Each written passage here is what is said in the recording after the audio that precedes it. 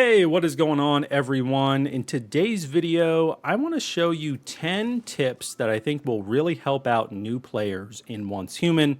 If you're a new player in this game, it can definitely be overwhelming. The game throws a lot of stuff at you and doesn't really explain everything all the time.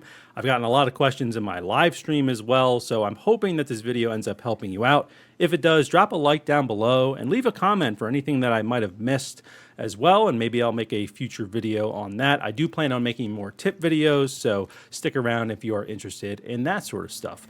But let's get straight into it. So I feel like the first thing that people typically have questions on, and it's not super clear, is where do I claim things? How do I keep getting all these tasks completed, I keep getting these journeys completed. Where exactly do I claim my rewards? So most of the rewards that you're going to claim are going to be in your escape tab here.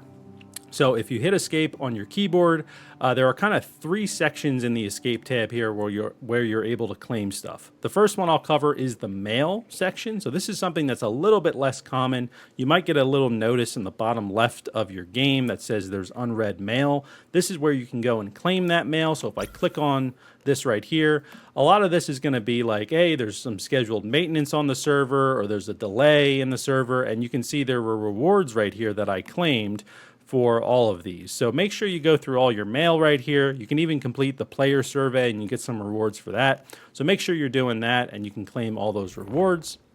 The second spot where you can claim things is up here in the top right. This is called the scenario. So I'm on the PvE server here. This is the Manibus PvE scenario. So if I click onto this, you'll see all the different phases of kind of this server, and you can see when it ends and kind of the way that the world kind of evolves.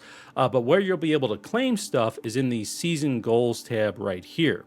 So when you go to the season goals tab, you can click on any of these phases as long as it's active. You can see there's one of these that's not active yet.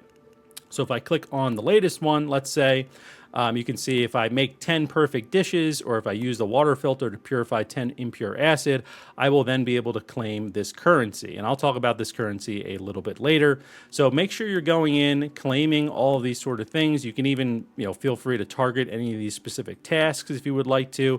And then once you claim a certain amount, you'll also be able to claim these items over on the left here. This is where you can get some star crom. You can get a lot of ciphers. So this is what you use for your skill tree. You can get a ton of them doing this. You can see I claim 35 ciphers right here, 40 ciphers, 40 ciphers. I mean, that is just a ton right there that you can easily fill up your skill tree with that sort of stuff. So I would definitely say, focus on some of these season goals here if you're looking to level up. And you can also get some of this Mitsuko's Mark currency, which, like I said, I'll explain a little bit later. So that's the second spot where you can claim things. And then the third spot here in your escape menu is the events tab. So if you go into the events tab right here, this event is, I think it's technically still active. I've already claimed everything for it. But you can go into the login rewards here. You can claim stuff every week. There were 3 weeks of events. So make sure you go into this and claim these rewards. Then you can go into your Treasure Hunter's Handbook here. There are 7 different chapters of this handbook. So basically all you have to do is click on each one. There's kind of little, you get a bonus for logging in, for gathering some ore. It's very basic tasks that you can claim right here. So make sure you claim each of these individually. And then something that I've noticed that a lot of people don't do is they don't claim the chapter bonus after they're done with all these tasks. So make sure after you complete all 4 of these tasks in this chapter, you go claim the chapter bonus up here. And once you do, it will mark that chapter as complete. Go through all 7 chapters, and then you'll be able to claim all these rewards in the middle right here. Once you do that as well, you can then claim the Scarlet Dragon set here. So all of these Light Forge medals that you earn through the Treasure Hunter's Handbook, you will be able to keep with the full launch of the game. So regardless of whether you spend them in the beta or not, however many you earn, so I've earned 64, it looks like right here, I'll get that 64 back to me, refunded to me when the game fully comes out. So don't worry about spending them in the beta. Also, the astral duelets here, this isn't really like claiming tasks, but basically you earn 20 astral duelets every day at 6 a.m. and you can redeem it for a few of these items here. So if let's say you don't have any food on you, or maybe you ran out of some heals and you need some quick activators, you can go right in here. I can spend 5 astral duelets and I can get 1 activator added to my inventory right there. So just a little tip there as well. And then the other spot, the last spot that you'll be able to claim things, is in your journey screen. So if you go to your map, you'll see there's a journey tab right here. I've completed all my journeys for this beta, but you might notice that there are some pop-ups that happen that say journey completed. Well, this is where you can actually go in and claim the rewards for your journeys. Now, what's important here is you can actually claim the specific parts of each journey as well as the entire journey as a whole. So it's similar to kind of the way that the chapters work, like I just mentioned, where there's little, there's parts of each journey that you can claim rewards for, but then you can also claim the entire journey. So make sure you're doing that as well. That is a great way to get some star crom, and also just to always have kind of a goal that you're going for while you're playing. So that is how you can claim things in the game. The next tip I want to give you is sharing your mimetic mastery. So some people don't really know this, and this is actually a new system in beta 3. But if I head over to my skill tree here, you can see there's a new system up here called mimetic masteries. So basically what this is every 5 levels, you'll be able to choose, it kind of gives you 4 random options of things that you can choose. And these are essentially like passive perks that you have on your character. So everyone kind of has a different build in a way. Because it's sort of randomized, you can reset these. You have to spend a currency in order to do that. So if you don't like a certain thing at a certain point, or you don't really find it useful anymore, you can reset it and choose a new one.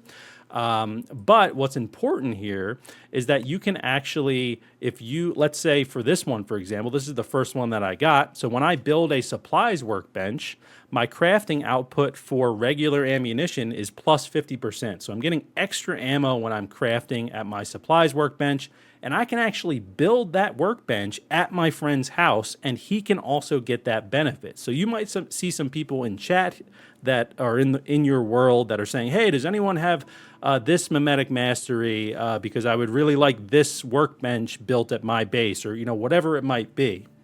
So you can do this for pretty much anything. One of my buddies had a backpack expansion. I actually don't think I still have it on me because it did expire, but he can craft a new one for me if he would like to.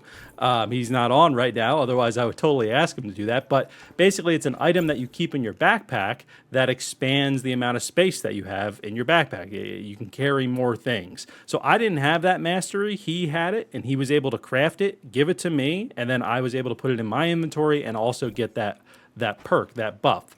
So I would say if you're in a group, make sure that you are also kind of sharing what masteries that you're getting, so that maybe someone else in your group doesn't go for that same mastery. So you can kind of, make sure that you're spreading out your masteries properly. So if, for example, if one of my buddies had an option to get the buff supplies workbench for ammo, I would say, oh, don't get that one because I already have that. I can build that at your base. So just make sure you keep that in mind as you're leveling up, as you're going for your masteries. Make sure that you know what your hive has, and you can always reset it, so there's not really a chance to make like a major mistake, but it's just something to keep in mind, especially like in the early game.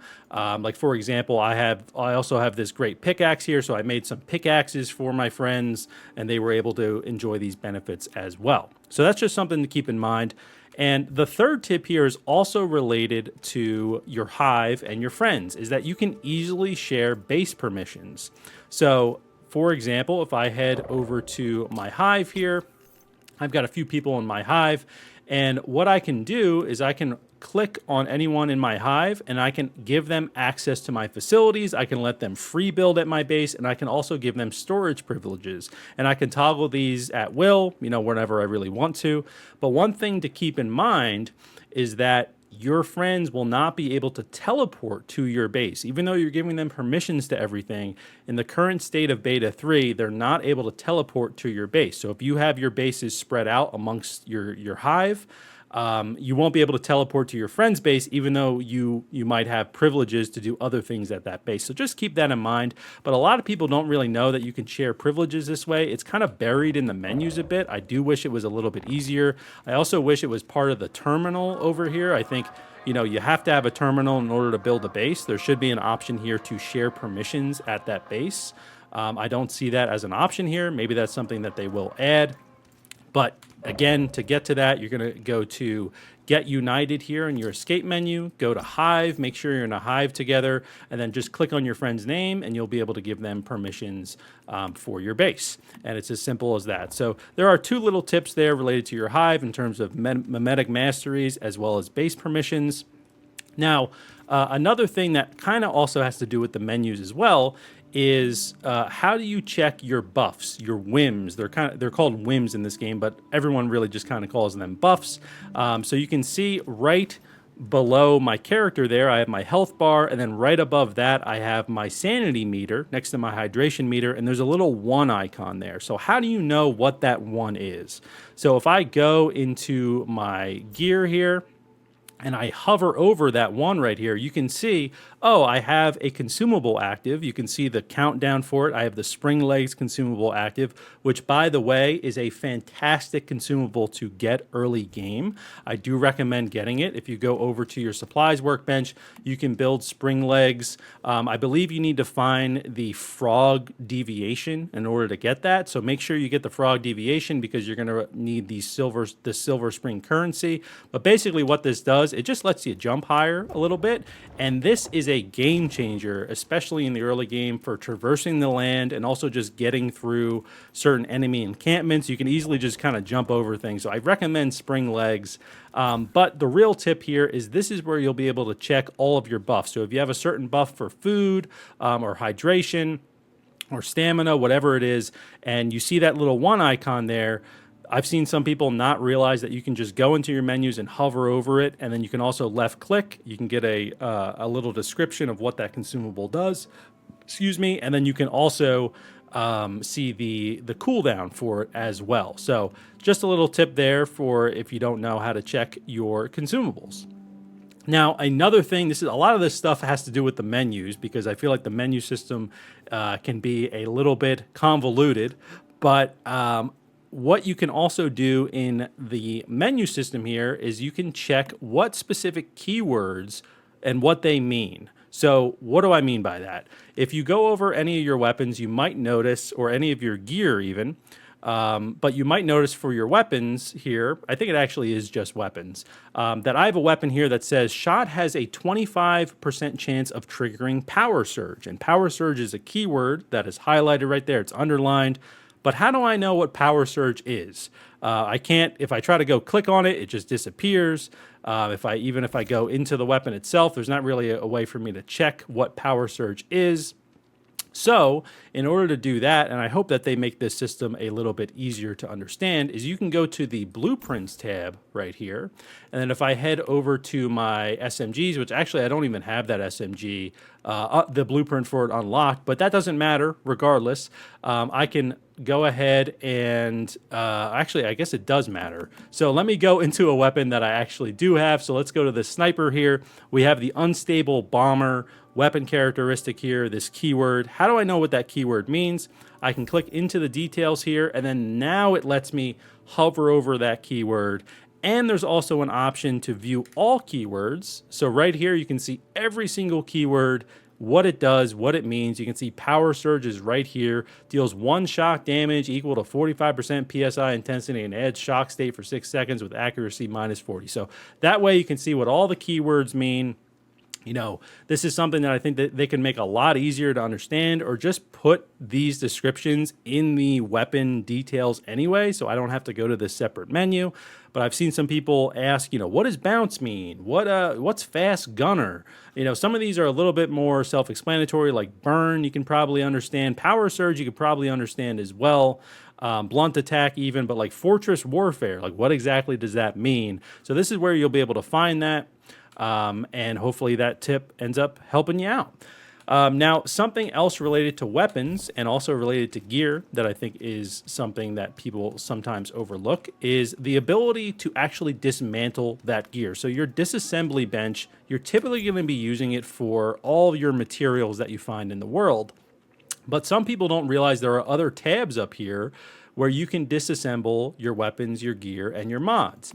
So if I go over to weapons here, you can see I can, if I want to, I can disassemble this. I'll get some spoiled food for it because it's a fish. If I want to disassemble some gear, I don't have any on me right now, but I'll be able to do that. And then mods, this is where this is actually pretty important. So in order to disassemble some mods, let's just say I'm going to disassemble these 4 green mods right here. I'm going to get some armor mod parts as well as some weapon mod parts. So if I disassemble that right there, there we go. I got those currencies, no problem, easy peasy. But now you might be wondering, well, what do I use those parts for? So if I head back into my menus and I go to the mods tab right here, let's just say, I don't know, I'll just click into this mod randomly. I'm going to right click on it. You can see that you can actually enhance these mods. So that's where you're going to be using this currency. You can see this is a weapon mod. So I have 60 weapon mod parts from disassembling weapon mods. So if I want to, I can go ahead and enhance the modifiers on this mod by spending 16 of these weapon mods. So let me just go ahead and enhance this right here. It's going to confirm that you want to do that. So I did that, and I enhanced my status damage plus 6% right there. So that's what it enhanced. And now I've also used 16 of my weapon mod parts, so now I have 44 up here. So just something to keep in mind. A lot of people don't realize how to get those mod parts. You can do it just at your disassembly bench. And yeah, it's just really that easy. Now, one thing I also want to point out is the ability to kind of get a free teleport. So if I go to my map right now, and if I want to teleport anywhere, I have to spend energy links. Now, it's a super low amount of energy links. So don't get me wrong, at this stage of the game, I've got 22,000 energy links. Sure, I could probably spend it all that on some other stuff, and that's not a crazy amount to have, but it only takes 55 for me to go to Tallgrass Inn right there, or if I want to go to this teleportation tower, it's only 135 energy links. But something you can keep in mind, and unfortunately I don't see one on the map right now, but right above these 3 icons right here, you will sometimes see a world event. It might be a fishing event, it might be the dig event, it could be a variety of different things. When that event pops up in the world, you can click on that. So if I click on teleportation tower, it's going to bring me to this teleportation tower right here. But if I click on that world event, it will bring me to that world event, and you'll actually be able to teleport for free to that event. So what I've done a few times just to save some energy links, especially in the early game, is if there's somewhere that I need to go that's pretty far away and maybe I don't have any teleportation towers near that area, I will look for one of these world events and I will teleport to that event and then run to that location that I'm trying to get to. So let's just say there was a fishing event right here at this dock, right? Let's just say there was a fishing event right there and I had to get over to East Blackfell Junction, but I didn't have any of these teleportation towers unlocked. I didn't have gray water unlocked, but I had to get over here for some reason or another. I could easily just teleport for free to the fishing event and then just run over to East Blackfell Junction rather than having to take my motorcycle maybe from this teleportation tower all the way up. So just a little tip there. I've done that a few times. It really is helpful in the early game. I feel like as you kind of get to the mid or late game, it doesn't really matter too much because you have so many energy links, but definitely for new players, I think that's a useful tip right there. And then also when it comes to changing worlds. So let's hop over to this teleportation tower right here. And this is something that I've seen a lot of questions on. I actually have a video about how to change worlds and how servers work in this game. I'll link that down in the description below if you want a little bit more detail. But basically, you can see up in the top right, it says World 2 Safe. So I am on server Starlight B, and there are 10 different worlds within that server. So if you're going to your world chat right here, this is actually for the entire server. So you'll see people in here that say, hey, go to World 3 for this event, because there's different events that might be active in those worlds that aren't active in your world right now. So what you can do is go to any teleportation tower, and you'll see the option to change to another world. So if I hit G right here, I'll be able to switch to these 3 active worlds right now. I think there's usually 10 of them. I don't know why there's not. Maybe just because it's low pop right now. But I can easily, for free, just switch to any of these worlds. You don't lose your gear, anything like that. You're not going to lose any of that sort of stuff. Just by switching worlds. So if you are having trouble maybe finding your friends because you're in the same spot as them and you don't know exactly why you can't see them, it might be that they're on a different world. So make sure you look up in the top right above the mini map, make sure you're both on the same numbered world, and you'll be able to play and see each other. But yes, you are able to change your worlds at any point at a teleportation tower, so that is how you do that. Now, the last 2 things that I want to talk about, one of them is your sanity level. So let's hop back to my base right here, and let's talk about what the sanity level is. So there are certain areas on the map where you will start having sanity effects happen to your health bar. So what do I mean by that? Basically, you can kind of see it on my health bar right now. I was just in an area that had a little bit of kind of the polluted zone, I guess you could call it. And you can see my health bar isn't full right now. There's a little bit at the end that I just can't fill up right now. And that is what the sanity does to you. So basically, that sanity bar will continue to build up to the left. And what that does, it makes my max health smaller and smaller. So in order to solve that, you can either take some sanity gummies. So I have some sanity gummies on me right now. You can craft these at your cooking station for boiled water and sugar. You can get sugar by finding some beets. You can find a lot of beets over at Myers Market. If you don't know where to actually get some beets, you can go over to Myers Market if I can find it here. Oh, and here's a fishing event. You can see free teleport right there. But you can go to Myers Market, just walk around there like once, and you'll be able to probably get like 15 beets, no problem. So you can easily just craft sugar and boiled water right there. Or what you can do to get sanity gummies is that you can go to your events tab right here and head to Astral Duelets, like I mentioned earlier, and you can actually just get some sanity gummies just by spending some Astral Duelets. These will replenish eventually. You can only get 8, I guess, maybe a day or whatever that is. They don't really explain like how these kind of get replenished, but yeah, you can just get sanity gummies that way. Or another option is you can make a bed. So I have a larger bed right here, so it's gonna actually fill up my sanity levels a lot quicker. But you can build the basic bed. So if I go to furniture here and beds, you can get this basic bed right here. It just requires adhesive and logs. And then I just have this American double bed that I got. So if I lay in this right now, you'll see the end of my health bar there will fill up pretty quickly. And there we go. Now I feel relaxed. I no longer have that sanity bar on my health, and I am good to go. So make sure you keep an eye on that. Always keep sanity gummies on you at all times. There's also other types of food that you can make that will reduce your sanity. So I know one of them just off the top of my head is the grilled mushrooms. So you can see it gives you plus 200 sanity. There are, this mushroom stew gives you plus 800 sanity. So you'll be able to take that and, build your health back up. So there's definitely a good amount of food that you can get. But I think the easiest thing is just to have sanity gummies and then to also just lay in your bed whenever you're home, and that'll heal you up, no problem. I'm sure in the very, very late game, it might come into play where you need some of those fancy foods, but I think for the majority of people, they're just using sanity gummies.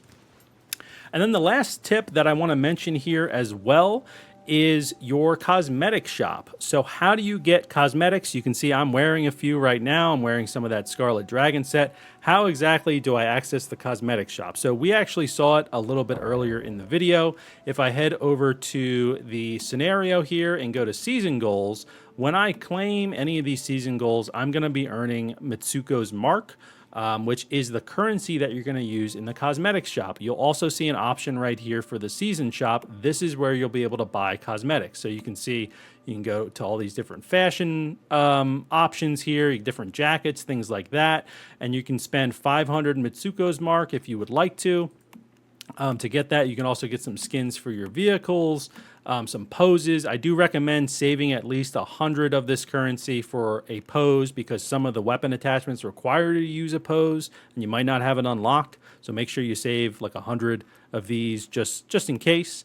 And yeah, that is how you can access the cosmetics shop. And then in order to equip any of those cosmetics that you get, you can head into your backpack screen. You'll see a cosmetics tab here, and then this is where you'll be able to select the cosmetics that you want to wear. So I've got a hat right here, I've got this helmet here, and then you just click F on it, it will equip it, and then now I've got the hat on. And that is where you'll be able to equip your cosmetics, and that is pretty much it. Those are the 10 tips. I know this video was a little bit long there, but I've tried to do my best explaining everything. If you guys have any questions or any suggestions or anything like that, definitely leave a comment down below. I'd love to hear it. Also, feel free to join our Discord channel. We've been trying to get a group of people together for the launch of this game. I would love to get like a big hive together so we can do some fun events. So definitely be sure to join the Discord channel down below. And I have been streaming a good amount of Once Human, so my Twitch link is down in the description as well. But thank you guys so much for watching. I really do appreciate it. I hope this video helped you out. Drop a like, leave a comment, and I will see you in the next video. Take care, folks.